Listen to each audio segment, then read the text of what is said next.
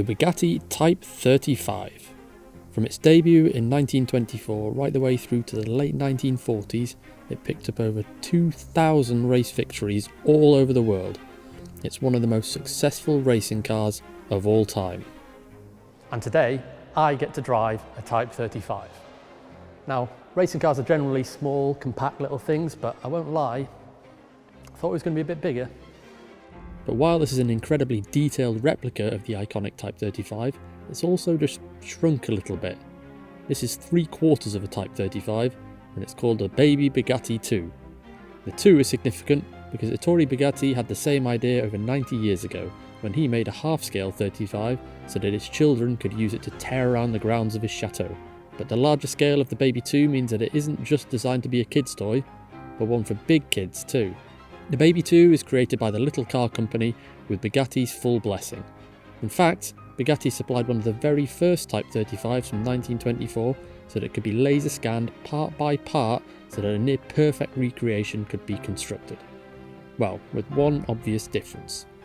Back in 1924, the Type 35 had a 2-litre straight 8 engine with about 95 horsepower, and then later on in its life it was upgraded to a 2.3-litre unit with a supercharger for about 140 horsepower.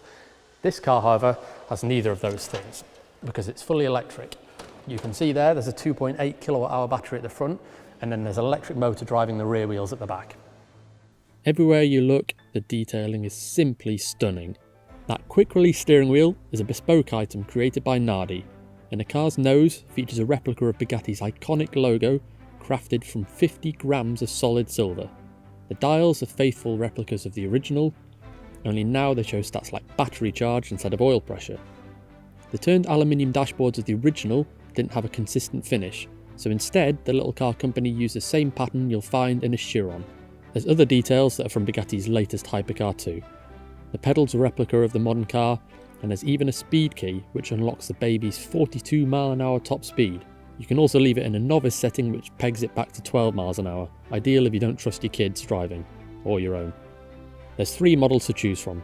The base version gets a composite body, a 5.4 brake horsepower motor and a 1.4 kilowatt-hour battery pack, good for about a 15-mile range.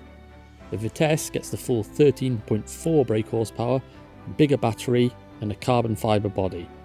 The top spec Pure Sang, finished here in glorious racing blue, gets a hand-beaten aluminium body which takes 200 hours to perfect. So it's time to break out the flying cap and the goggles and hit the track. So what's it like? Well, in a word, hilarious. If you can imagine driving a go-kart while sat in a high chair, you're not going to be too far off. Except that it's a kart with skinny tyres, comical positive camber, and surprisingly light, slow steering. It's not a huge amount of feel, so you end up soaring away, trying to gather some information about what those front tyres are up to, making you feel like every bit the classic Targa Florio winner. There's more than enough grip through those tyres to fling your body across the bench seat and bashing into the slim bodywork at every turn. A bolster seat will be available as an option, but to us, clinging onto the wheel to drag our body back onto the level at every turn was part of the fun. The electric motor is smooth at low speeds, and further down the throttle pedals travel, it becomes sharp and responsive. With your body almost fully exposed to the elements, 15 horsepower has never felt so exciting. But you don't need to take my word for it. We chatted to endurance racing legend and Bugatti test driver Andy Wallace, who has been helping out with the project. Andy Wallace, you've won the Le Mans 24 Hours, you've won at Daytona and Sebring, and you've done 304.773 miles an hour in a Bugatti Chiron. So how does it feel getting involved in a project like this in comparison to what you normally do? Well, you know, I feel really lucky because since I was a kid, I've been crazy about cars. So somehow I've managed to end up in all these cars that have been successful and or driven very fast. So for me, this is just another project. And actually, at the factory in Molsheim at Bugatti, we've got a Type 35 there, which we use quite regularly. And I've often walked around it and just looked at the unique engineering solutions to problems. And imagine that the car was built in the 1920s, and some of the engineering is beautiful. So when I first clapped eyes on this, I did the same walk around, and to be honest, everywhere you look, the quality of the engineering and the quality of the way it's all put together is magnificent. So yeah, it was a real thrill to get involved. And you've driven the original Type 35, and you've had plenty of chance to have a go in this as well. So how do they compare to you? Obviously, there's a little less noise in this, let's say, but from the driving experience itself, from the handling, the ride, that sort of thing. Well, you notice actually on the real Type 35, there's quite a lot of hopping on the rear axle. There's not quite as much, but you have the same feeling with this. The balance of the car is amazing. Wet or dry, it's incredible front-rear balance, which is great. But I think the thing is to remember just how much fun it is to drive this car. You know, it works, and it works in all conditions, and it works all day long, and it's just brilliant fun. So when I sampled it, obviously it had been raining, but it just sort of dried out. Have you had a chance to drive it in the wet? Because it feels like it probably could drift if you really wanted it to. Well, you know, before you got here, it was throwing it with rain, so I get absolutely soaked through. And yes, you can. You can spin the wheels in the high-speed mode with the 10 kilowatts. Yeah. You can spin the wheels. It's pretty good.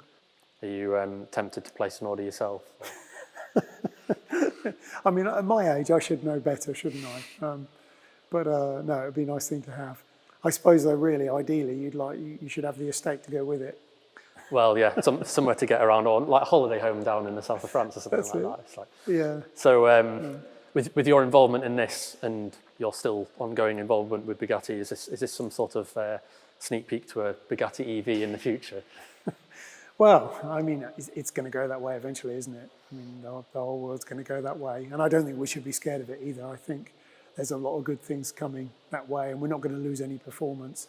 We might miss the sound, but I think the rest of it's not going to be disappointing at all. No, I agree. Thank you very much. My pleasure. But how much does all of this joy cost? Well, quite a lot, actually. It starts from £27,000 for the base model and climbs to £53,000 for the pure sound, and that's before local taxes. A lot for a toy, yes, with the option of indicators, lights and a working horn. You're just a set of number plates away from registering it as a quadricycle for the road. Imagine popping to the shops in this. Now I promise you, there is very little on four wheels that will make you smile quite as much as this.